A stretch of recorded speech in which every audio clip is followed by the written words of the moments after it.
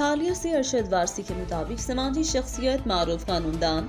तैमूर सुल्तान तारा advocate high court के दावत वलीमा की तकरीब में सियासी समाजी ब्यूरोक्रेट्स की कसीर तादाद में शिरकत। दावत वलीमा की तकरीब बहुत बड़ा सियासी इकट्ठ बन गई। तैमूर सुल्तान तारा एडवोकेट ने दावत वलीमा की तकरीब में शिरकत करने वाले तमाम अफराद का शुक्रिया अदा किया।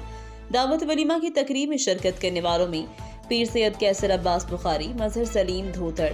डिस्ट्रिक्ट एंड सेशन जज, Mohammad Ashraf district and session जज, वकार गोंदल सीनियर सिविल जज, कैसर इमाम एडवोकेट सदर इस्लामाबाद बार, मुमताज तारड़ साबिक MPA Sajid Ahmad Khan Bhatti, Shahid Tarar advocate of रंडियाली,